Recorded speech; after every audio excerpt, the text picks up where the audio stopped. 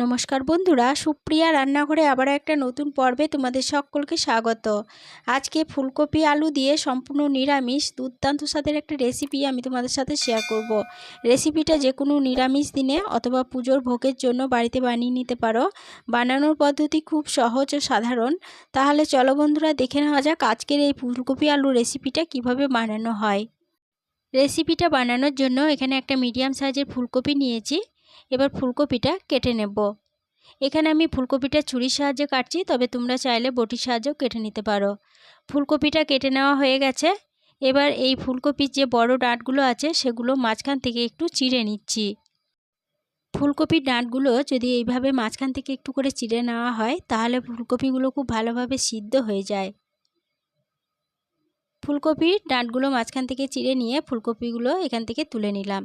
তারপরে এদিকে নিয়েছি 4টে মিডিয়াম সাইজের আলু। আলুগুলো খোসা ছাড়িয়ে জল দিয়ে ধুয়ে রেখেছিলাম।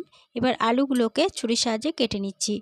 আলুগুলোকে দেখো একটু বড় বড় করে ডুমো ডুমো করে কেটে নিচ্ছি। সমস্ত আলুগুলো কেটে নেওয়া হয়ে গেছে। এবার আলুগুলো এখান থেকে তুলে নিচ্ছি। আলুগুলো তুলে নিয়ে জল দিয়ে খুব ভালোভাবে ধুয়ে নিলাম। এবার এই আলুটা একটা সাইডে সরিয়ে রাখছি। আর যে ফুলকপিগুলো কেটে নিয়েছিলাম সেই ফুলকপিগুলো জল দিয়ে ভালোভাবে ধুয়ে নিয়েছি। তারপরে এদিকে একটা পাত্রের মধ্যে হালকা কুসুম গরম জল নিয়েছি, আর জলের মধ্যে দিয়ে দিলাম 1/2 চামচ লবণ, আর দিয়ে দিচ্ছি সামান্য একটু হলুদ গুঁড়ো। এবার এই জলের মধ্যে ফুলকপিগুলোকে দিয়ে দেব। ফুলকপি কেটে নেওয়ার পরে যদি ফুলকপিগুলো হালকা কুসুম গরম জলে লবণ ও হলুদ দিয়ে এইভাবে ভিজিয়ে রাখা হয় তাহলে পরে ফুলকপির মধ্যে যদি পোকামাকড় থাকে তাহলে খুব সহজেই সেটা নষ্ট হয়ে যায়। ঢাকা দিয়ে আমি 5 মিনিটের জন্য ফুলকপিটা রেখে দেব। 5 মিনিট পর ফিরে এসে ঢাকাটা খুলে নিলাম। এরপরে ফুলকপিগুলো জল থেকে তুলে নেব। ফুলকপিগুলো জল থেকে তুলে নিলাম। তারপরে এদিকে গ্যাসের ওভেনে একটা কড়াই বসিয়ে গ্যাসটা অন করে কড়াইয়ের মধ্যে দিয়ে দিলাম পরিমাণ মতো সরষের তেল। তেলটা ভালোভাবে গরম হয়ে যাওয়ার পরে তেলের মধ্যে ফুলকপিগুলো দিয়ে দিচ্ছি। একে একে সমস্ত ফুলকপি তেলের মধ্যে দিয়ে দিলাম। এবার একটু সময় ধরে ফুলকপিগুলোকে নেড়েচেড়ে ভেজে নিচ্ছি। ফুলকপিগুলোকে 1 মিনিট মতো নেড়েচেড়ে ভেজে নিলাম। এরপরে ফুলকপির মধ্যে একটা ঢাকা দিয়ে দেব। ঢাকা দিয়ে ফুলকপিগুলোকে ভাজা হতে দেব। এতে 2 in 1 কাজ হবে, ভাজাটা ভালোভাবে হয়ে যাবে আর ফুলকপিটা সিদ্ধর কাজটাও অনেকটা এগিয়ে থাকবে। ঢাকা দিয়ে ফুলকপিগুলোকে আমি 5 মিনিট ভাজা হতে দিয়েছিলাম। 5 মিনিট পর ফিরে এসে ঢাকাটা খুলে নিলাম। আর এই 5 মিনিট ঢাকা দিয়ে ভাজা হওয়ার ফাঁকে দুবার ঢাকা খুলে ফুলকপিগুলোকে নেড়েচেড়ে দিয়েছিলাম। অবশ্যই দুবার ঢাকা খুলে ফুলকপিগুলো নেড়েচেড়ে দেবে, নাহলে কিন্তু ফুলকপিগুলো পুড়ে যাবে। ফুলকপিগুলো দেখো বেশ ভালোভাবে ভাজা হয়ে গেছে। এবার এই ফুলকপিগুলো তেল থেকে তুলে নিচ্ছি। সমস্ত ফুলকপিগুলো তেল থেকে তুলে নেওয়ার পরে ওই ফুলকপি ভাজার তেলে আলুগুলো ভেজে নেব। আলুগুলো তেলের মধ্যে দিয়ে দিলাম। এরপরে আলুর মধ্যে দিলাম সামান্য একটু লবণ আর দিলাম সামান্য একটু হলুদ গুঁড়ো। এবার আলুগুলোকে একটু নেড়েচেড়ে ভেজে নিচ্ছি।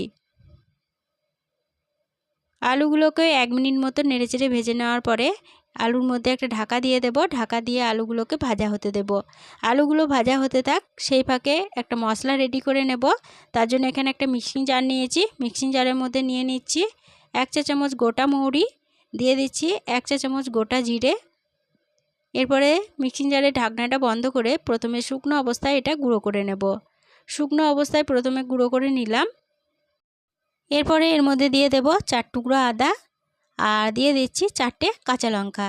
এখানে কাঁচা লঙ্কার ঝালটা তোমরা যেরকম ঝাল খাবে সেরকম অনুযায়ী কম বেশি করে নিতে পারো। দিয়ে দিলাম একটা মিডিয়াম সাইজের টমেটো। অল্প একটু জল দিয়ে মিক্সিং জারের ঢাকনাটা বন্ধ করে এগুলো বেটে নিলাম। এবার এই বেটে নেওয়া মিশ্রণ একটা সাইডে সরিয়ে রাখছি। এদিকে 4 মিনিট ঢাকা দিয়ে আলুগুলো ভাজা হতে দিয়েছিলাম। আর এই 4 মিনিট ঢাকা দিয়ে ভাজা হওয়ার ফাঁকে দুবার ঢাকা খুলে আলুগুলো নেড়েচেড়ে দিয়েছিলাম। অবশ্যই দুবার ঢাকা খুলে নেড়েচেড়ে দেবে, নাহলে কিন্তু আলুগুলো পুড়ে যাবে। আলুগুলো দেখো বেশ লালচে করে ভাজা হয়ে গেছে। এবার আলুগুলো কড়াই থেকে নামিয়ে নিচ্ছি। সমস্ত আলুগুলো কড়াই থেকে নামিয়ে নেওয়ার পরে ওই কড়াইয়ের মধ্যেই আবারও দিয়ে দিচ্ছি 3 চামচ সরষের তেল। তেলটা গরম হয়ে যাওয়ার পরে তেলে ফোড়নের জন্য দিয়ে দিচ্ছি 2টো দারচিনির টুকরো, 2টো এলাচ, 2টো লবঙ্গ আর সামান্য একটু গোটা জিরে। দিয়ে দিচ্ছি একটা গোটা শুকনো লঙ্কা আর একটা তেজপাতাকে ছিঁড়ে দিয়ে দিচ্ছি। এবার এই ফোড়নগুলো ভালোভাবে ভেজে নেব। ফোড়নগুলো ভালোভাবে ভেজে নেওয়ার পর ফোড়ন থেকে যখন সুন্দর গন্ধ বেরোতে শুরু করেছে, তখন যে মশলার পেস্টটা বানিয়ে রেখেছিলাম সেই মশলার পেস্টটা তেলের মধ্যে দিয়ে দিলাম। এরপরে দিয়ে দিচ্ছি হাফ চামচ হলুদ গুঁড়ো, আর কালারের জন্য দিচ্ছি হাফ চামচ কাশ্মীরি লঙ্কা গুঁড়ো। এরপরে গ্যাসের ফ্লেমটা লো টু মিডিয়ামে রেখে সমস্ত মশলা ভালোভাবে নেড়েচেড়ে কষিয়ে নেব। এখানে কাশ্মীরি লঙ্কা গুঁড়োটা আমি শুধুমাত্র কালারের জন্য ব্যবহার করেছি, তবে তোমরা যদি কাশ্মীরি লঙ্কা গুঁড়ো না দিতে চাও তাহলে পরে কাশ্মীরি লঙ্কা গুঁড়োটা বাদ দিয়ে দেবে। কাশ্মীরি লঙ্কা গুঁড়ো দেওয়া না দেওয়ার জন্য তরকারির স্বাদের কোনো রকম পার্থক্য হবে না। মশলাটাকে মিনিট 5 সময় ধরে নেড়েচেড়ে কষিয়ে নিয়েছি। মশলাটা খুব ভালোভাবে কষানো হয়ে গেছে। এরপরে মশলার মধ্যে ভেজে তুলে রাখা আলুগুলো দিয়ে দিলাম। এরপরে আলুগুলো মশলার সাথে একটু নেড়েচেড়ে কষিয়ে নিচ্ছি।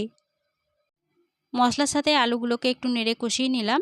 এরপরে এর মধ্যে দিয়ে দেব ছোট বাটি মাপ করে 1 বাটি পরিমাণ কুসুম গরম জল, আর ওই বাটিরই মাপ করে দিয়ে দেব 1 বাটি পরিমাণ কুসুম গরম দুধ। এখানে আমি তরকারিটা দুধ ও জল দু রকম ব্যবহার করে রান্না করছি, তবে তোমরা চাইলে শুধুমাত্র জল অথবা শুধুমাত্র দুধ দিয়ে অথবা আমার মতো করে এইভাবে দুধ ও জল মিশিয়ে রান্নাটা করে নিতে পারো। খেতে কিন্তু দারুণ টেস্টি হয়। এরপরে তরকারির মধ্যে দিয়ে দিলাম স্বাদ অনুযায়ী লবণ আর 1 চা চামচ চিনি দিয়ে দিলাম। এরপরে সমস্ত উপকরণ জলের সাথে ভালোভাবে নেড়ে মিশিয়ে নিচ্ছি। এরপরে তরকারির মধ্যে দিয়ে দেব ভেজে তুলে রাখা ফুলকপিগুলো। এবার এই ফুলকপিগুলো তরকারির সাথে ভালোভাবে নেড়ে মিশিয়ে নিচ্ছি। এরপরে তরকারির মধ্যে একটা ঢাকা দিয়ে দিচ্ছি। ঢাকা দিয়ে তরকারিটা মিডিয়াম ফ্লেমে একটু সময় ধরে রান্না করে নেব। বন্ধুরা, আশা করি তোমরা অনেকভাবেই ফুলকপি রান্না করে খেয়েছো, কিন্তু এই পদ্ধতিতে একবার ফুলকপি রান্না করে খেয়ে দেখবে, খেতে দারুণ টেস্টি হয়। ঢাকা দিয়ে মিডিয়াম ফ্লেমে তরকারিটা 5 মিনিট রান্না হতে দিয়েছিলাম। 5 মিনিট পর ফিরে এসে ঢাকাটা খুলে নিলাম। ঢাকাটা খুলে নিয়ে তরকারিটা একটু নেড়েচেড়ে নিয়ে এই তরকারির মধ্যে দিয়ে দেব 1 চা চামচ গাওয়া ঘি। এখানে আমি তরকারির মধ্যে আর গরম মশলার গুঁড়ো দিচ্ছি না, কেননা গোটা গরম মশলা ফোড়নে দিয়েছিলাম, তার জন্য গরম মশলা গুঁড়ো আর দেবো না। তবে তোমরা চাইলে এই সময় সামান্য একটু গরম মশলা গুঁড়ো দিয়ে দিতে পারো। দুটো কাঁচা লঙ্কাও তরকারির মধ্যে দিয়ে দিলাম। এবার ঘি ও কাঁচা লঙ্কাটা তরকারির সাথে ভালোভাবে নেড়ে মিশিয়ে নিয়ে গ্যাসের ফ্লেমটা বন্ধ করে দিয়ে তরকারিটা ঢাকা দিয়ে আরও 5 মিনিটের জন্য স্ট্যান্ডিং টাইমে রেখে দিয়েছিলাম। 5 মিনিট পর ফিরে এসে ঢাকাটা খুলে নিলাম। ফুলকপি আলু তরকারি পরিবেশনের জন্য একদম রেডি হয়ে গেছে। আজকের রেসিপিটা প্রথম থেকে শেষ অবধি দেখার জন্য তোমাদেরকে অসংখ্য ধন্যবাদ।